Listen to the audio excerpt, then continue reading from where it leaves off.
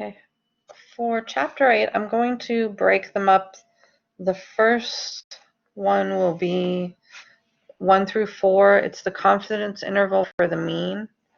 When you're solving these, to find the critical value for 95% confidence interval with a sample size of 25, you first need to find degrees of freedom. So your degrees of freedom is n minus 1. N is sample size. So 25 minus 1 is 24. And when you're finding the confidence interval using the calculator, they want what's called the area. And so what it is where you have your value, it's everything below or above that value. So a 95% confidence interval would also have one of the halves of the ends, because if you think of your normal curve, but to find that, you take your confidence interval plus, and then 1 minus the confidence interval divided by 2, because 1 minus the confidence interval is the 2, it's 5%, but you only want 1/2, because you want one of the sides. But just use the formula, put it out there, and we get 0.975. So then we go to our calculator, and when you're finding critical values, you're using inverse. We used inverse norm if it's a normal curve. This one is a t, so you want inverse t. We get our calculator. Inverse t is under, second and distribution.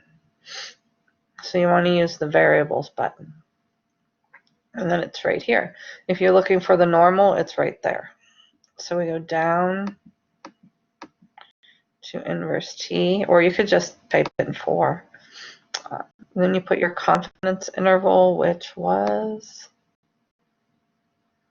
0.975, and our degrees of freedom are 4.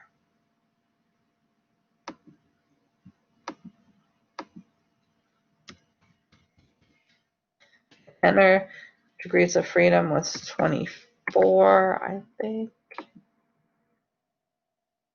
Yeah, 24 right there.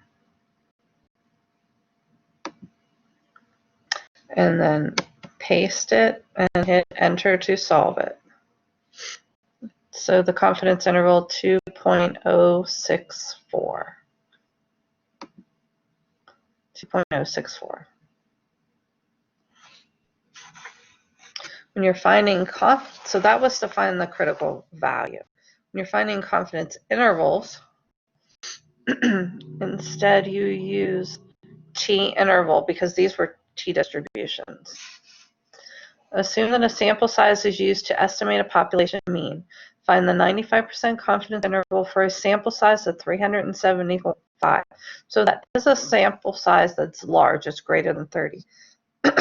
But in order to use a z distribution, not only does the sample size have to be more than 30, you have to have a population standard deviation. And this is not, it's the samples mean and standard deviation. So even though it's large, it's a t distribution. So using the calculator, we go into stat. So stats is right here. We do not have to hit the second button because it's in white. So we hit stat, and then we want to go over to where it says test.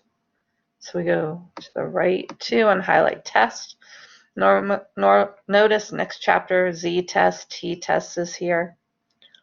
Here's confidence intervals, Z and T.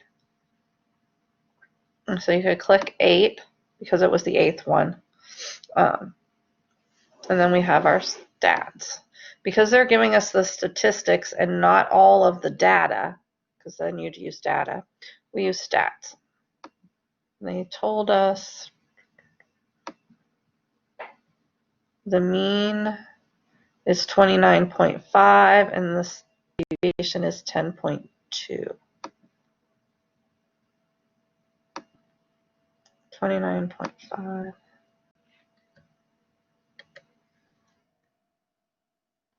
29.5, 10.2, 9.5, enter. 10.2, enter. Sample size was large. I think it was 399, 375. And we wanted 95% confidence interval.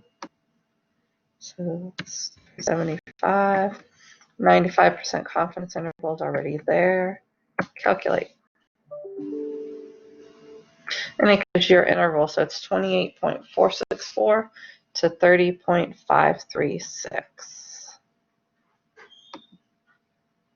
And that's what we got. Yeah.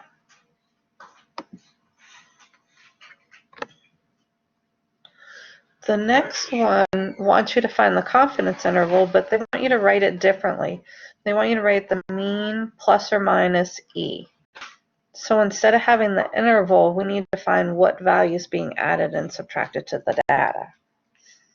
But when you're doing that, first you can find the confidence interval. There's a lot of ways to do it, but using the calculator, the easiest way is find the confidence interval first, then subtract the two values and divide by 2, and that tells you how much you're adding to both sides. So you're adding and subtracting this value. Okay, so let's try it. We have 32 people. The mean is 36.4, and the standard deviation is 5.9. And we want a 99% confidence interval.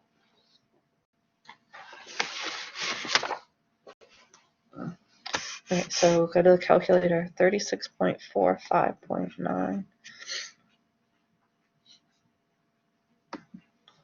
We want test. We want to go down to number 8. I hit too many. Let's just do 8. Okay. Down. 32 people, 36.4 and 5.9.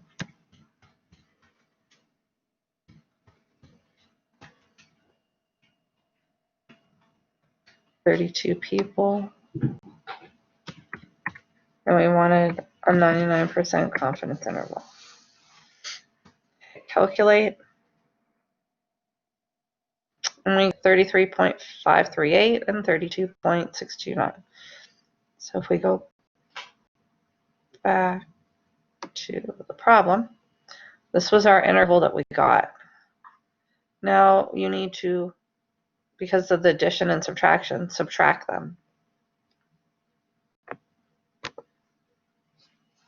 And we get 2.862. That's the value that's added to the mean. So if you take the mean and add 2.82, you'll get this value. If you take the mean and subtract 2.862, you will get the lower value. So it's just, we're working a little bit backwards. Okay, last one in this section. The body temperatures in degrees of Fahrenheit. If instead of giving you the mean standard deviation, you don't have to find that. You can use the list.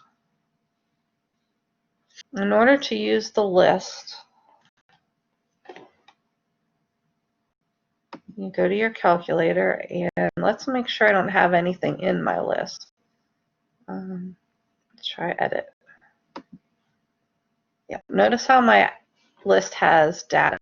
Now I could just hit the delete button and delete them, but if it's a lot of data, let's quit. You can go to stats again, and notice it's number 4 is clear list. And then you put which one you want to clear. Notice L1, L2, L3. I want to clear list 1. And then hit enter. Then when I go into edit, list 1 is empty. So then I can add those values.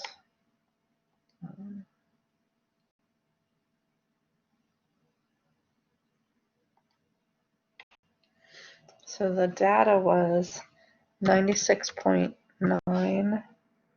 97.8, 98.9, 96.7, 96.6, 99.2, 96.5,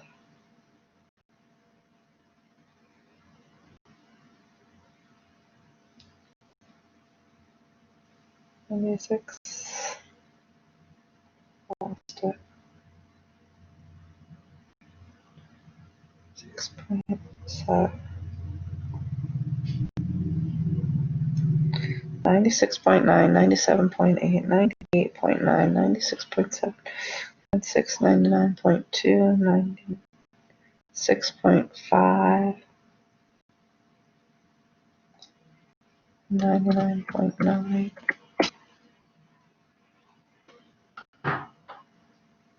97.7, 97.5, 99. All of them. I had missed one when I was typing it into my other calculator. So 99.1 goes up somewhere, but it's all there now. So you enter your data into your list. And then go to stat, just like we had done, over to test, and over to test one more. There we go. We want a t-test that we're doing an interval. So we need to go down to number 8. We're at 8. There we go. Now this was statistics. Now we know we want the data. So you want to highlight data instead. Over and hit enter. There we go. Then you tell it which list you want, which it's in the first list. Leave frequency as 1. Confidence level, it wanted 95% right here.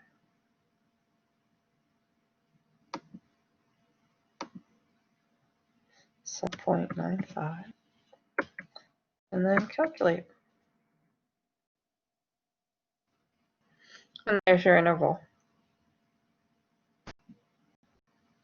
7.084, 98.698. And that's it for the mean. That would be everything in that section.